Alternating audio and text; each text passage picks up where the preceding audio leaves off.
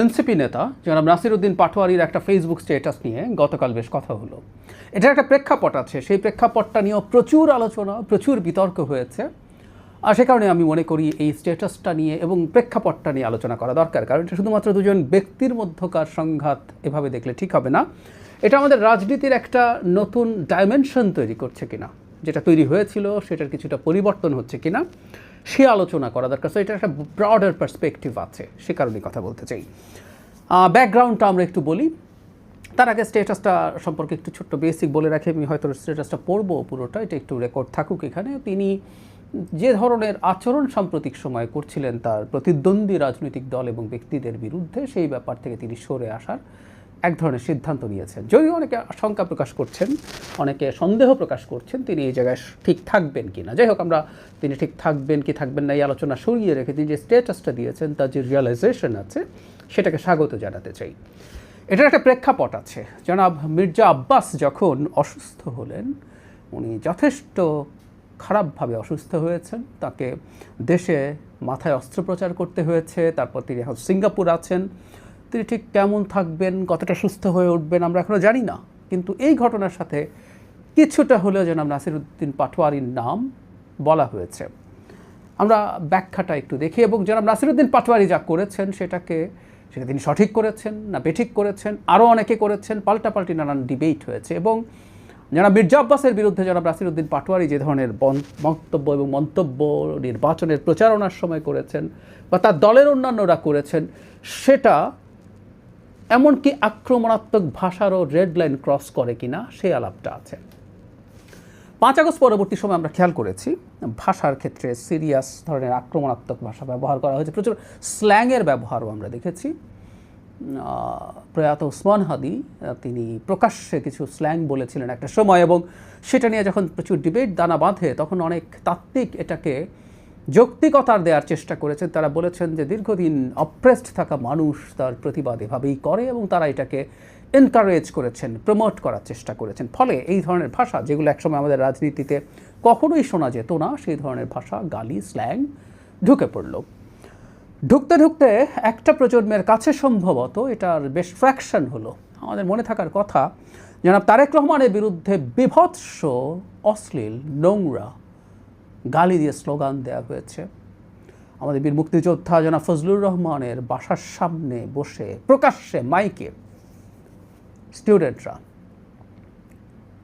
বিভৎস গালিগালাজ করে স্লোগান দিয়েছেন এবং অনেকে এগুলোকে সমর্থন করার চেষ্টা করেছেন।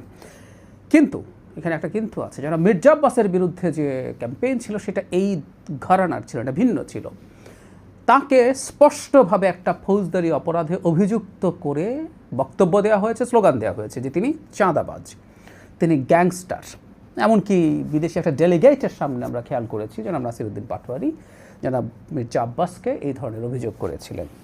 এখন প্রশ্ন হচ্ছে, এর জবাবে এর পাশাপাশি অনেকে এরপর এনসিপির অনেকের বিরুদ্ধে পাল্টা কী ধরনের ক্যাম্পেইন চলছে সেগুলো সামনে এনেছেন। আমরা একটা জিনিস গুলিয়ে ফেলি, কারো বডি শেমিং করা বা কাউকে কোনো অশ্লীল গালি দেওয়াও অন্যায়, আর একই সাথে কারো বিরুদ্ধে সুস্পষ্ট একটা ফৌজদারি অপরাধের অভিযোগ আনা ভিন্ন জিনিস। যারা মির্জা আব্বাসের বিরুদ্ধে যেভাবে চাঁদাবাজির অভিযোগ আনা হয়েছে স্পষ্টভাবে, সেটা তো হয়েছেই একটা পর্যায়ে, এটা এমন পর্যায়ে চলে গিয়েছিল, আমি যদিও জনাব হাসনাত আব্দুল এটার জন্য অ্যাপোলোজাইজ করেছেন, একজন শিশুকে নিয়ে তিনি একটা ভিডিও আমাদের সামনে চলে আসে, যেটা তিনি বলছেন একটা ক্লোজ গ্রুপে ছিল।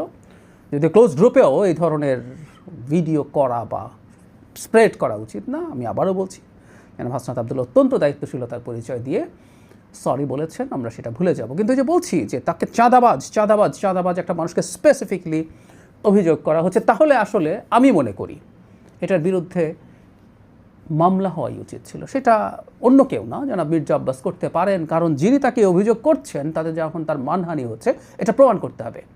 এটা অন্য সব গালি না। আমি আবারও বলছি, কোনো গালি ইভেন শুনতে এর চেয়ে খারাপও লাগতে পারে, কিন্তু কারো বিরুদ্ধে একটা ফৌজদারি অপরাধের স্পেসিফিক অভিযোগ করে যখন ক্যাম্পেইন করা হয়, সেটার প্রমাণ আসলে যিনি করছেন তাকে দিতে হবে। আদারওয়াইজ এই ধরনের ক্যাম্পেইনের বিরুদ্ধে দাঁড়াতে হবে, এবং এটাকে আমি রেড লাইন মনে করি, সিরিয়াসলি মনে করি। অন্য সব আক্রমণাত্মক বা গালিগালাজকেও রেড লাইন মনে করি, কিন্তু এটা একটা সিরিয়াস রেড লাইন।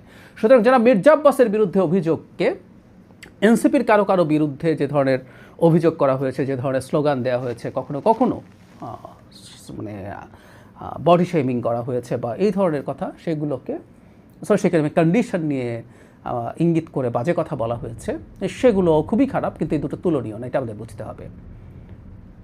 ফলে যেটা দাঁড়ালো, এখন অনেকে যেটা মনে করেন যে এই ধরনের একটা মানসিক চাপই মির্জা আব্বাসের এ ধরনের ঘটনা ঘটেছে কিনা, পাল্টা কথাও কেউ বলছেন তিনি রাজনীতি করেন, তিনি এগুলো শুনে অভ্যস্ত বা স্ট্রেস নিতে পারতে হবে, রাজনীতি এইরকমই ইত্যাদি ইত্যাদি।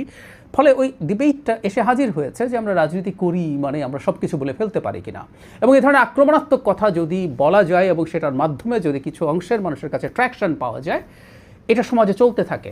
ইনফ্যাক্ট একটা গণতান্ত্রিক রাজনীতিতে একটা পার্সেন্টেজ অফ মানুষকেই কানেক্ট করতে পারলেই হয়। ডোনাল্ড ট্রাম্প যা করছেন, তিনি শুধুমাত্র ইলেকটোরাল কলেজে যে ভোট জিতেছেন তা না, তিনি এবার পপুলার ভোটও অনেক বেশি পেয়েছেন। ফলে একটা অংশকে যদি কানেক্ট করা যায়, এখন আমাদের রাজনীতি থেকে এই জিনিসটাই চলতে থাকবে, এই জিনিসটা চালাতে থাকবো আমরা, এই প্রশ্ন এসে হাজির হয়েছে। এবং সেখানেই এসে জনাব নাসিরউদ্দিন পাটোয়ারির যে স্টেটাসটা, সেই স্টেটাসটাকে আমি মনে করি খুব সিগনিফিক্যান্ট। তিনি এরকম খুবই সম্প্রতি এরকম একটা স্ট্যাটাস দিয়েছেন, গত কয়েকদিনে বয়োজ্যেষ্ঠ বন্ধু, রাজনৈতিক শুভাকাঙ্ক্ষী, এমপি, মন্ত্রী, প্রিয় সহযোগীদের সাথে কিছু আন্তরিক কথা বলার সুযোগ হয়েছে। তিনি বলছেন একটা দিক নির্দেশনা পেয়েছেন, ব্যক্তিগত আক্রমণ এড়িয়ে চলা, অপ্রয়োজনীয় কথাবার্তা থেকে দূরে থাকা এবং গঠনমূলক আলোচনায় মনোযোগ দেওয়া। জনাব পাটোয়ারি বলছেন, আমি বিনয়ের সাথে এই পরামর্শগুলো গ্রহণ করেছি এবং শান্ত ও দায়িত্বশীলভাবে পথ চলার চেষ্টা করব। রাজনৈতিক, অর্থনৈতিক ও সাংস্কৃতিক অগ্রগতির জন্য নিজের সামর্থ্য অনুযায়ী কাজ করে যেতে চাই। আমার কোনো কথা বা কাজে অনিচ্ছাকৃতভাবে কেউ কষ্ট পেয়ে থাকলে আন্তরিকভাবে ক্ষমা প্রার্থনা করছি। আপনাদের দোয়া, ভালোবাসা ও পরামর্শ আমার পথ চলার সঙ্গী। গতকাল ধানমন্ডি তাকুয়া মসজিদে তিনি মানে কিয়ামুল লাইলের মাধ্যমে এই আত্মিক যাত্রার এক নীরব সূচনা করেছি। আল্লাহ আমাদের সবাইকে ক্ষমা করুন এবং সঠিক পথে পরিচালিত করুন। খুবই চমৎকার, খুবই মডেস্ট, এবং একটা মানুষের যদি